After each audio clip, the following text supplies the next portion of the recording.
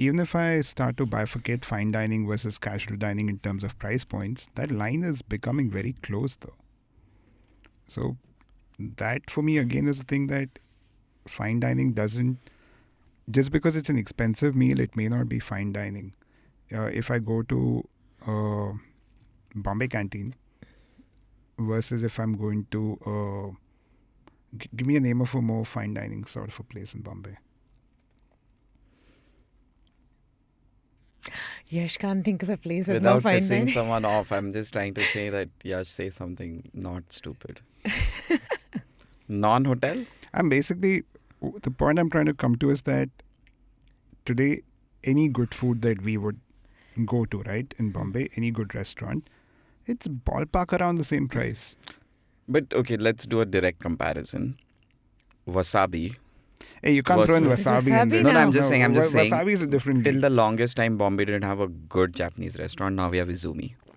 Yeah. Like all three of us go there. I will 100% go to Izumi. Exactly, over right? Wasabi. Yeah. Like wasabi is like buying iPhone 14 for dinner, right?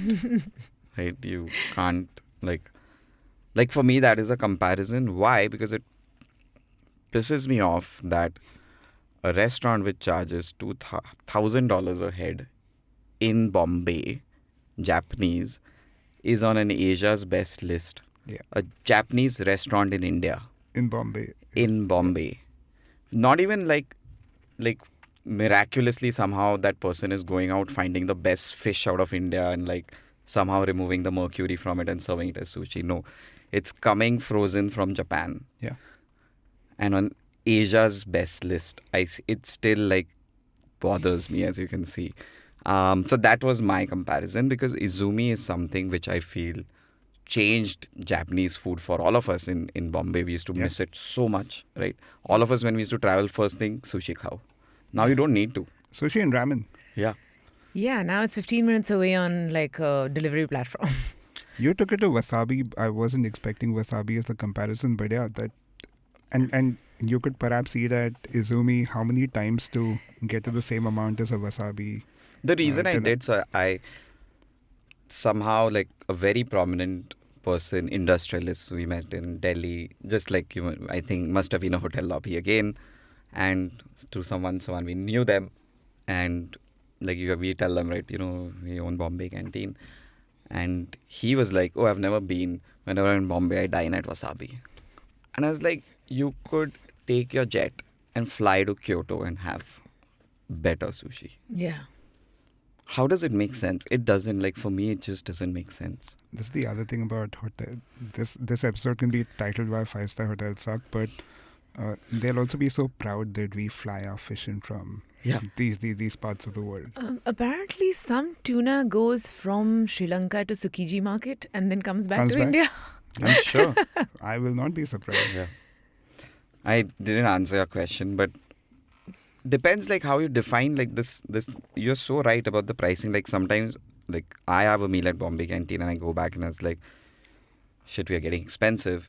And then I actually check the bill and I'm like, oh, I had 5 whiskey sours, so it should be expensive, right? But I'm not saying Bombay Canteen is not expensive. It's going to be expensive. For what we always say with our pricing is, if you really wanted to have a cheap meal, you could, or you could like spend a lot.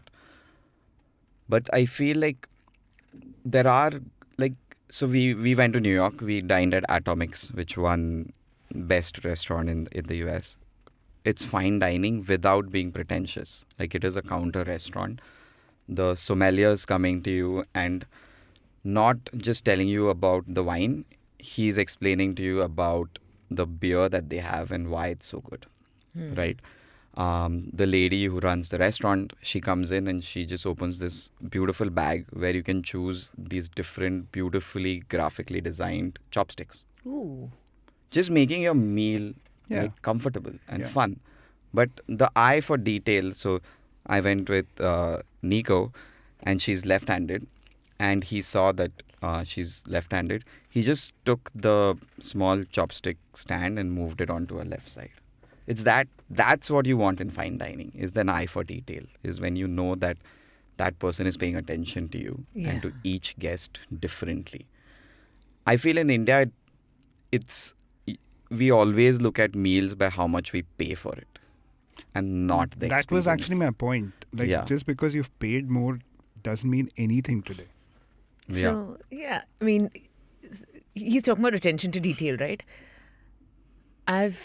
You go regularly to wasabi. I mean, I'm not like busting on wasabi at all, but they do a couple of dishes that are great. I've had them like 5 years ago, but you get your personalized chopsticks, and a lot of people get like really excited about the fact that I'm a regular at wasabi and I get personalized chopsticks.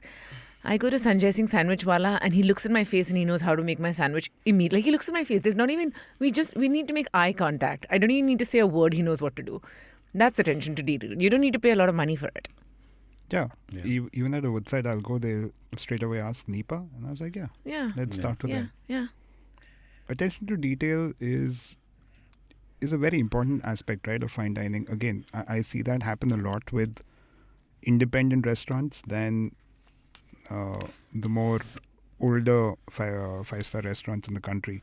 I'd had this personal experience in Champagne. We were at a restaurant and this will sound like a big first world issue, but we were fed up of champagne beyond a point. So we asked them, do you have any beers?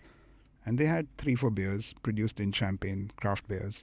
And that was the whole point, that even if I had the audacity to ask for a beer at a fine dining restaurant in Champagne, they had Yeah.